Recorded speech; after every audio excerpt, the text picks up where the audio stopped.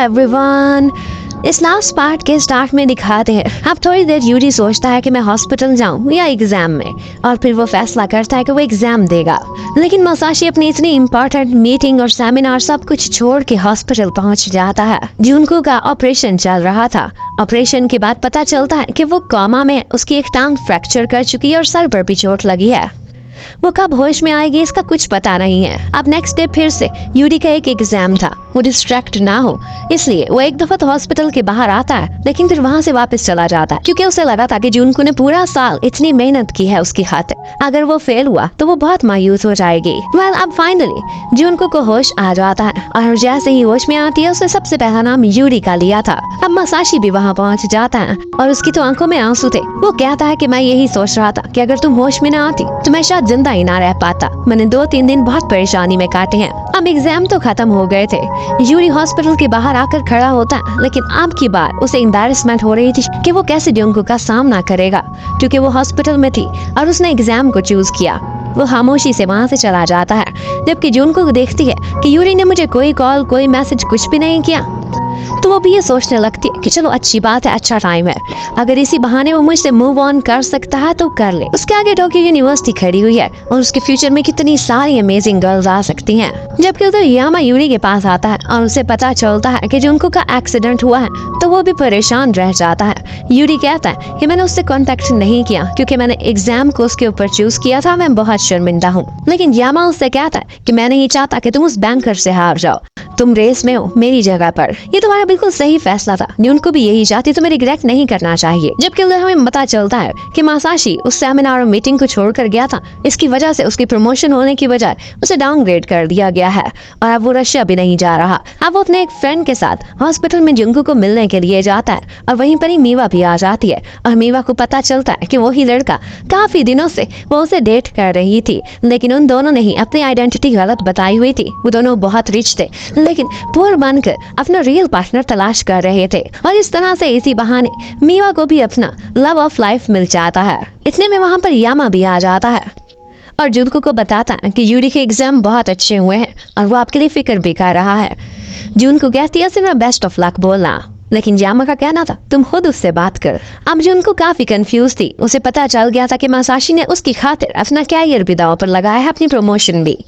जबकि दूसरी तरफ यूरी भी खड़ा हुआ था जो कि एज में उससे कम था, लेकिन उसका दिल उसके लिए बहुत तड़कता था। वो उसके हाथ को फ्लटर करने में कामयाब हुआ था। अब वो क्या चूज करेगी अपनी लाइफ में ये तो जुनको पर ही डिपेंड करता है। उधर एक दिन ए तो जूरी से मिलने के लिए आती है। उस दिन जब उनकी ग्रेजुएशन हो गई थी, मुझसे यही कहती है कि मैं आज भी तुम्हें लाइक करती हूँ, लेकिन पता है कि तुम जुनको को लाइक करते हो, लेकिन तुम्हारा उसके साथ क्या फ्यूचर है। देखो तुमने अब यूनिवर्सिटी में चले जाना है, वो तुम्हें एक्सेप्ट भी कर ले तो क्या 4 साल तुम्हारी डिग्री कंप्लीट होने के लिए वो शादी के इंतजार में बैठी रहेगी। तुम दोनों कंपैटिबल नहीं हो। ये बात यूरी को बहुत परेशान कर देती है। उसे भी रियलाइज था, लेकिन वो क्या करता। उसे लगता था कि जैसे उसे एटर्नल लव हो गया है अपनी टीचर से। वो तो जुनको मासाशी को फाइनली एक जवाब दे देती है। वो उससे कहती है कि तुम मेरी लाइफ के सबसे प्रेशियस इंसान हो। जब मेरी मम्मा मुझ पर गुस्सा करती थी, मुझे लाइफ में हर जगह फेलियर दिखता था, तो तुम मेरे सामने खड़े होते थे। तुमने मेरी खातिर क्या कुछ नहीं किया और मैं अपनी लाइफ को तुम्हारे बगैर इमेजिन भी नहीं कर सकती क्योंकि तुम ही मेरे बेस्ट फ्रेंड हो। लेकिन मैं क्या करूँ, मैं तुमसे बहुत प्यार करती हूँ, लेकिन ये रोमांटिक फीलिंग्स नहीं है, इसलिए प्लीज मुझे माफ कर दो। मासाशी उससे कहता है कि कोई बात नहीं, दिल पर किसी का काबू नहीं चलता।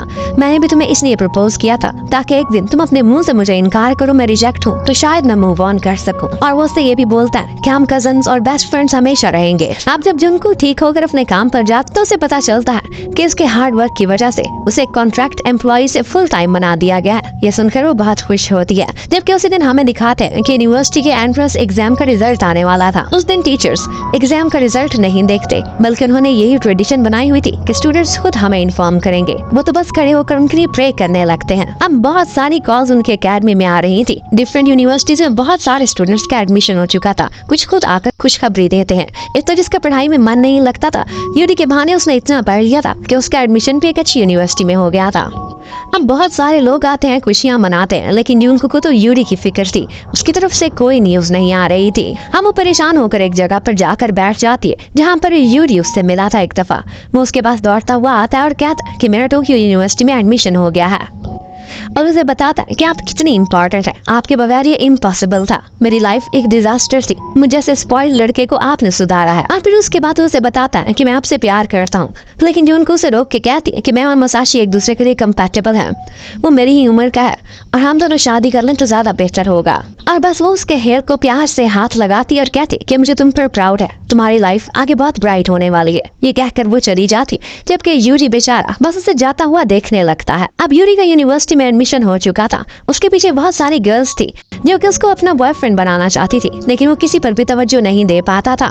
जुनकू के पास भी नए स्टूडेंट्स आ चुके थे, दोनों की लाइफ मूव ऑन कर चुकी थी, लेकिन एक्चुअली यूरी कभी भी अपने पास से आगे हिल नहीं सका था। एक दफा उसे मसाशी मिलता है, वो उससे पूछता है कि आप दोनों की शादी कब है। मसाशी तो शॉक्ड रह जाता है, लेकिन उसे कुछ भी नहीं कहता। लेकिन बाद में वो जुनको को कॉल करके उसे डांटता है कि तुम्हें थोड़ी शर्म करनी चाहिए, तुम लाइफ में कोई एक फैसला क्यों नहीं लेती, तुमने मुझे भी इनकार कर दिया और यूरी से भी झूठ बोला। अब जुनको बहुत शर्मिंदा होती है, वो अभी भी सिंगल थी, अनमैरिड थी, इवन किसी के साथ हुक्ड भी नहीं थी। अब एक दफा यामा जुनको से मिलने के लिए आता है, वो एक पॉलिटिशियन बन चुका था। वो जुनको को यही मशवरा देता है कि तुम कब तक लाइफ में ऐसे ही लर्क करती रहोगी, किस्मत से तुम्हारे लिए जो कुछ भी लिखा है वो हो जाएगा, अगर तुम यूरी को लाइक करती हो तो तुम उसकी लाइफ में चली जाओ। अब ज्यादा बातें तो यामाशीता के पेट में हजम नहीं होती थी, वो फौरन से वहाँ से वापस जाता है और यूरी को कॉल करके कहता है कि वो मसाशी से शादी नहीं कर रही, उसने सिर्फ तुम्हें इनकार करने के लिए ये झूठ बोला है ताकि तुम मूव ऑन कर सको। और पता नहीं मैं कैसा पॉलिटिशियन बनूंगा क्योंकि मेरे पेट में सीक्रेट्स ही नहीं रहते। अब यूरी दौड़ता हुआ जाता है, उस टाइम पर जुनको अकेडमी में थी। वो उससे पूछता है कि सच सच बताओ, क्या आप मुझसे प्यार करती हो? जुनको कहती है हाँ मैं करती हूँ, लेकिन हमारा एज डिफरेंट हमें कहाँ पर लेकर जाएगा, क्या तुम्हें कुछ अंदाजा है? थोड़े सालों बाद तुम मुझसे बोर हो जाओगे, 8-10 साल बाद तुम मुझे डंप कर दो, इससे बेहतर है कि हम दोनों लाइफ पार्टनर्स बने ही ना। उसकी ये बात सुनकर यूरी बहुत ज्यादा दुखी हो जाता है, उसकी आंखों में आंसू थे। वो उससे कहता है कि क्या आपको मुझ पर इतना भी विश्वास नहीं? मैं बाकी गाइस की तरह से नहीं हूँ, मैं बहुत वियर्ड एडल्ट हूँ, बिल्कुल आपकी तरह से। वो खामोशी से उसे हक करता है और वहाँ से चला जाता है, कुछ भी और डिमांड किए बगैर। जबकि तो दिखाते हैं कि मीवा की एंगेजमेंट थी और उसमें बहुत सारे लोग वो पार्टी अटेंड करने के लिए आए हुए थे। यहाँ पर जुनको बहुत ज्यादा परेशान लग रही थी, सारे लोग उसे डिस्ट्रैक्ट करते हैं और कहते हैं कि तुम्हारे दिल में जो भी है हम सबको बता दो। वो सबसे शेयर करती है और कहती है कि मैं कितनी परेशान हूँ, मैं यूरी को बुला भी नहीं सकती और उसके साथ भी नहीं रह सकती क्योंकि हमारा एज डिफरेंस है, कल को वो मुझसे बोर ना हो जाए। लेकिन यहाँ पर उसका बॉस उसे कहता है कि मैं तो समझता था कि तुम एक्स्ट्रा ऑर्डिनरी लड़की हो, लेकिन तुम तो बिल्कुल ऑर्डिनरी हो। ये बात सच है कि तुम भी बहुत डिफरेंट हो और यूरी भी, और मुझे लगता है कि तुम दोनों का कपल सारी जिंदगी लास्ट करेगा। फाइनली अब जुनको को भी समझ आ गई थी, वो सोचती है कि चाहे 4 दिन ही सही, मेरा प्यार मुझे लाइफ में पहली दफा मिला है। और फिर वो नेक्स्ट ही डे टोक्यो यूनिवर्सिटी में चली जाती है। वो सीधी जाती है उस क्लास में जहाँ पर अभी अभी यूरी का लेक्चर ओवर हुआ था। वो यूरी को आवाज देती है, वो भी निकल कर उसके सामने आ जाता है। वो उससे कहती है कि सॉरी, मुझसे एक गलती हो गई थी, मैंने मिस कैलकुलेट किया है। और फिर सारी अपनी शॉर्ट कमिंग्स उसे बताकर कहती है कि देखो मुझ में ये प्रॉब्लम्स है, क्या अभी भी मैं तुम्हें एक्सेप्ट हूँ? तो आगे से यूरी उसे कहता है कि मुझे सिर्फ और सिर्फ तुम एक्सेप्ट हो, तुम्हारे अलावा मुझे और कुछ भी नहीं चाहिए। और फिर इसी के साथ ही वो उसे किस करता है और वो दोनों फाइनली एक हैप्पी कपल बन चुके थे। और इसी के साथ ही इस स्टोरी की हैप्पी एंडिंग हो जाती है। Thank you for watching, stay connected, bye bye.